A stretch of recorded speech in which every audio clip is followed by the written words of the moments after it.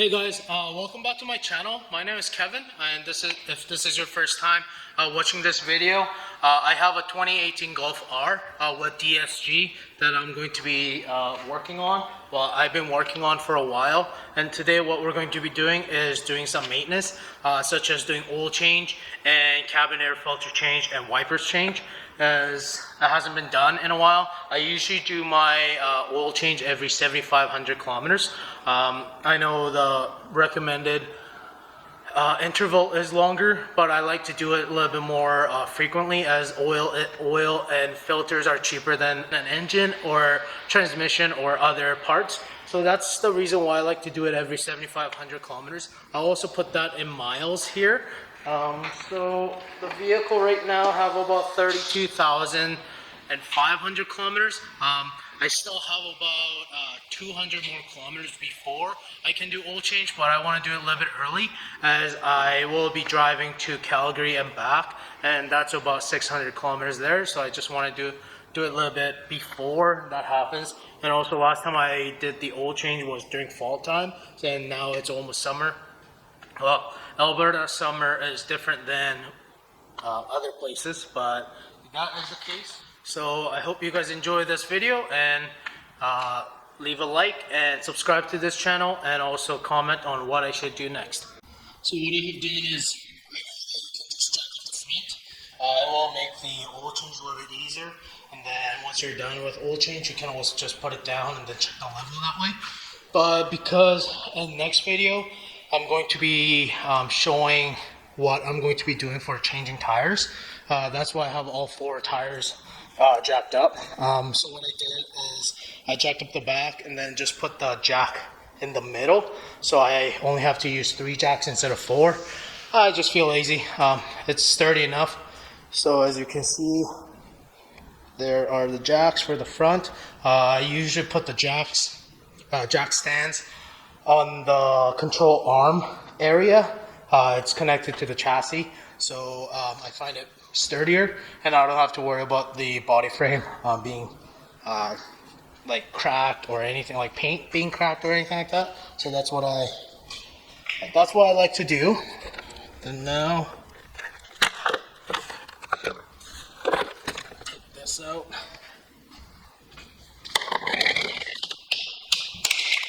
Okay, so before we do oil change on this 2018 Volkswagen Golf R, what you're going to be needing is a 32 mil socket, a oil filter. For this one, I'm using a man filter,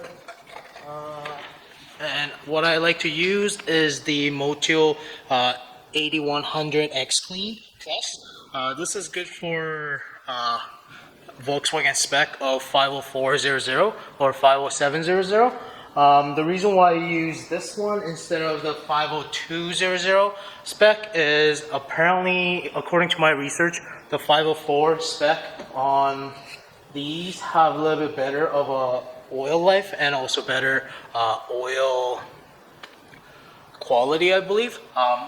They don't make the X Clean Plus in 50400. Sorry, 50200. They only make it for the 50400, and I like to run 5W30 instead of 5W40. That's the reason why I like to do it. I believe from 2015 to 2017, the Volkswagen oil spec is a little bit different. I believe it only say the 50200 on the sticker here.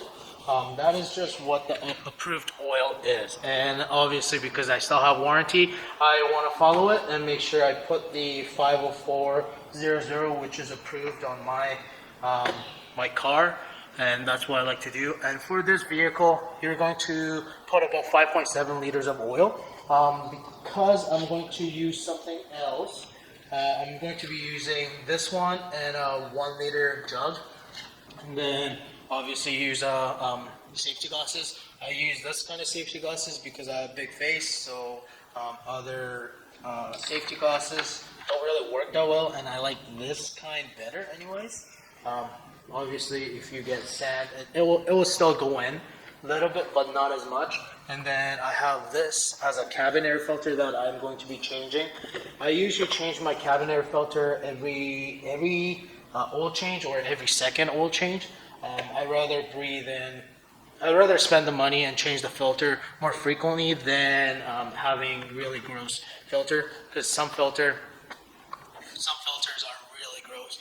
Some people actually have like a little nest in their cabin air filter. And then later on, I'll be putting wiper blades. These are the Bosch Clear Advantage, 18-inch and 26-inch. So enjoy this video and we'll get going. So for before I start the oil change, what I like to do is I like to get a cardboard box so I can put the oil drain pan on top of it. So in case there is a oil spill, the cardboard will absorb most of it. And if you have a creeper, it will make your life really easy. Now we have the now we have the engine cover off. I like to just crack this open a little bit so it ventilates a little bit better. Grab your 32 mil socket and then put it on here, and then just loosen it a little bit. So when you drain the oil, it's gonna make things a little bit easier. I'm not gonna take it off all the way because I don't have my gloves yet. And then just pull your dipstick out a little bit so there's also airflow that goes in there. So as you can see, I have a aftermarket splash shield. This is from ECS Tuning. It's basically the same for the amount of T25 screws you have. And then in the back there are three 6 mil bolts. So 6 mil Allen wrench bolt that you might have to take out. I think it's 6 or 7. Either or. I will also just put it on the screen on the proper size. So I will have to take this out. So I'm not going to show the step of taking this out, but after I take this out, we'll go from there. So as you can see here, I also have an aftermarket oil pan here. I will also put the description of which one I have. And then I have a oil pan heater for during winter time that I have installed. So don't worry about why it looks different. But if you have a this style of oil pan and you're draining the oil from the bottom, make sure you change the crush washer that's with the drain plug. You don't have to change the drain plug, but make sure to change the crush washer. It's the copper one. What you want to get is, I believe it's a M14 copper crush washer that you want to get, which is right here. I will show you what it looks like. And as you can see, I have this, and then I have the oil pan to pick up, and then what you'll also need is, for this style, it is a 8 mil that you'll need, I believe, or 6. I can't remember. No, it's. Yeah, it's 8 mil.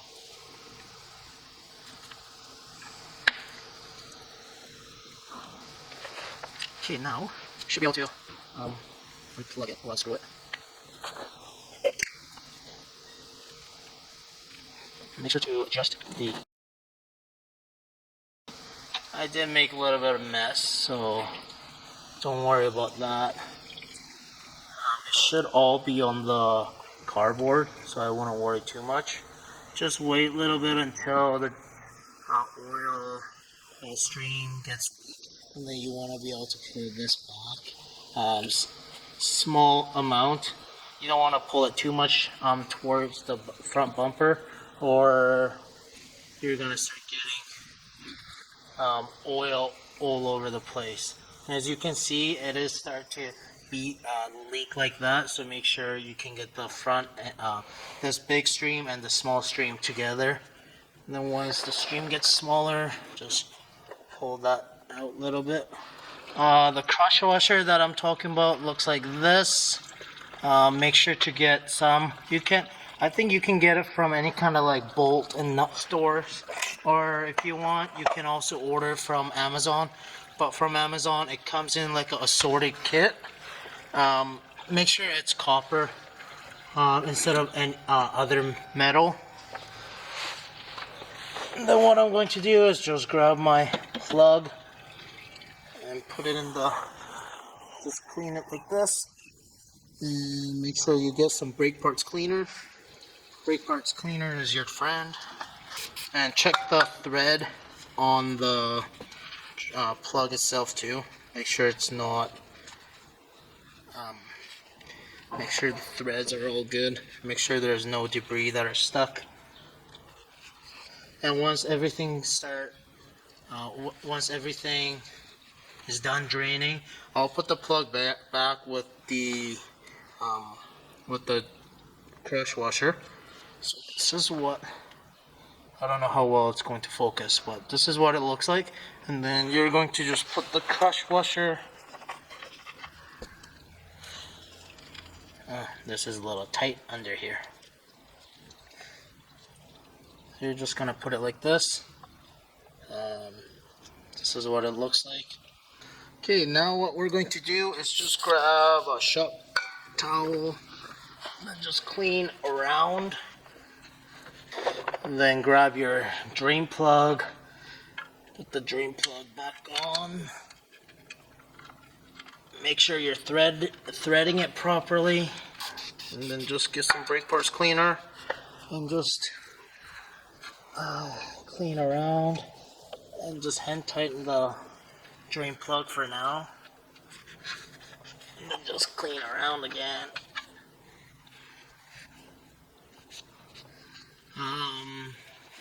The thing is, on this aftermarket one, it actually doesn't tell you what the oil filter drain plug torquage.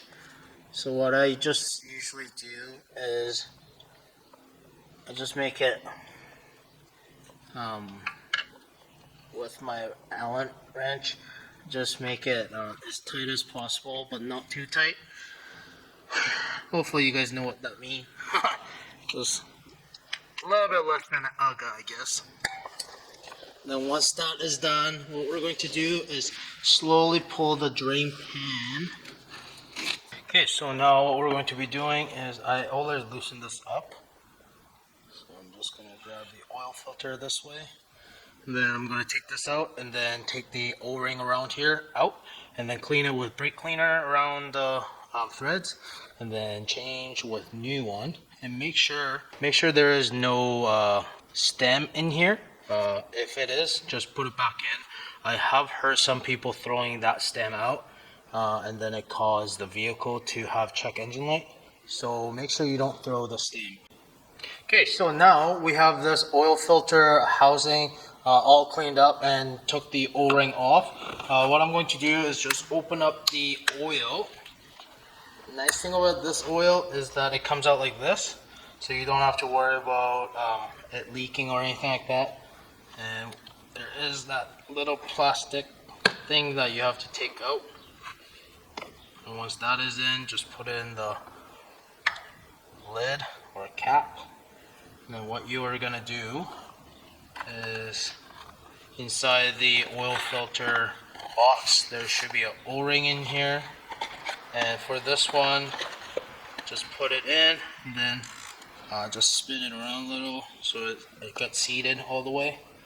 And then get your finger, put it in the hole of the oil jug, and then just put the new oil all over the O-ring. And that will help with the O-ring or gasket to not dry up. So what you're going to do is just put the O-ring back into its place. And then what I'm going to do now is just clean my fingers a little bit. And once I do that, I'm just going to get my little towel or shop rag and just clean the inside a little. And then now we can put this filter back. Make sure you don't force it. Just make this go in, hand tighten as much as it can. it literally should be able to go as like all the way.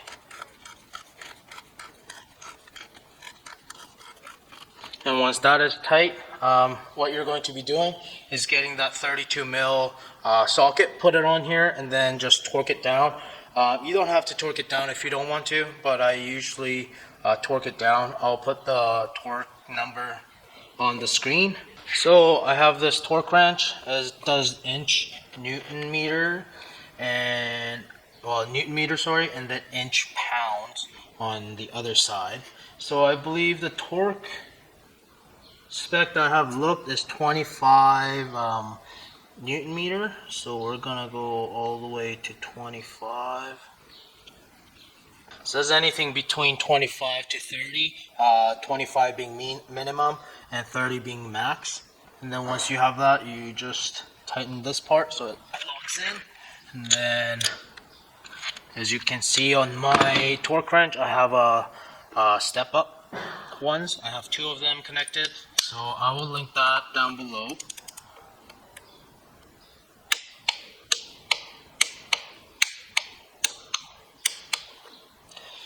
They said to do that like 5 to 6 times, so I did that. I think I did 5, maybe I did 6, I'm not 100% sure. But now this part is all tightened. I'm gonna put a funnel here. You can get an expensive funnel that like actually clicks in, so you wouldn't have spillage, but I'm not gonna spend like $40 on a funnel. So I just have like a $3 funnel that I got from Amazon. So this is the funnel that I have. The reason I have this thin of a funnel is so it can rest inside. And then now what we're going to be doing is pouring it slowly.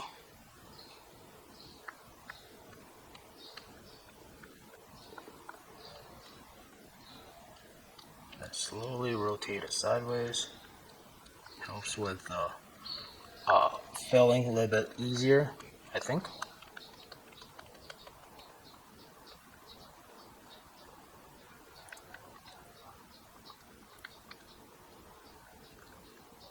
Okay, that's about half. As I mentioned, but the Ceratec, I'm gonna grab the Ceratec right now. So I got the Ceratec here, took it out of the box already. I have shaken this thing quite well, and then I believe you just have to squeeze this part, and then it should be able to open. And once that opens, there's fill that you will just have to undo again. Oh, I thought this was a pretty color, but it's kind of gross. It's like a grind up salmon.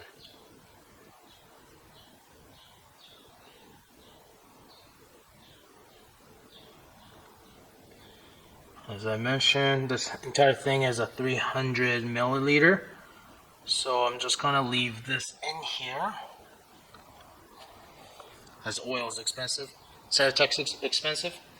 So I'll leave it in there for a bit, and then I'll come back and fill up the rest of the vehicle. Okay, so the Ceratec all went in, and now I'm going to put the rest of the 5-liter jug oil, and then after that I'll grab the 1-liter jug and then put it in here.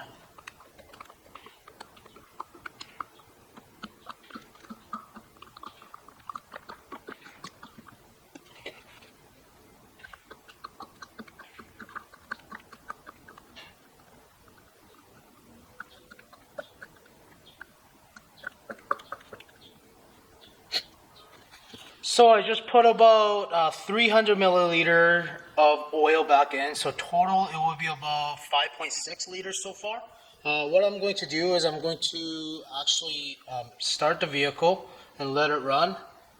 And then shut it off and then check the oil and everything should be good. So what I'm going to do is just do like an oil leak check, hoping that there is no oil leak from changing the drain plug. Okay guys, so now that we did the oil change on this vehicle, we're gonna go into car settings and then scroll all the way down and it says service. I might actually have to do with the OBD2 reader. We have the OBD2 reader connected to the OBD11 connected to OBD2 port. We're going to just turn on the vehicle without starting it and then connect it. Wait until it's going to connect.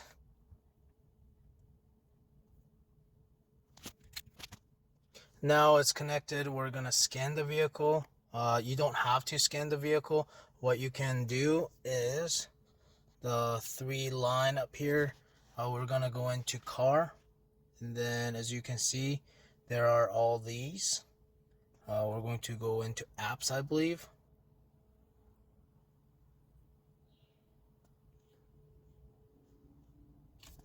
Workshop. And then now what we're going to do is oil service reset. And because everything is done, what I'm going to do is now hold. Okay, never mind. Reset and then hold. And then now that is done, go into cars, settings, check the service.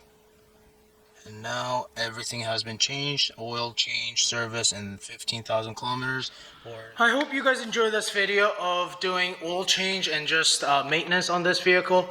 For the cabin air filter, I didn't have time to get to the cabin air filter, but you guys can just search it up on YouTube. It's very simple. You just take your glove box out, and then there's like a little gate, and then you just take that out and change your filter that way, and it's pretty easy. I did run the vehicle, check the oil if there are any leaks. There's no leaks in this vehicle, which is great. I checked the fuel, I checked the oil level, and looks like oil level I did have to top up about 0.1 liter, so everything is good now. And as you were able to see on the OBD11 app, I was able to just reset the service interval and everything is good. So I hope you guys like this video. Give a like, comment on what I can do next, and also tips, and subscribe to this channel for more content. Thank you.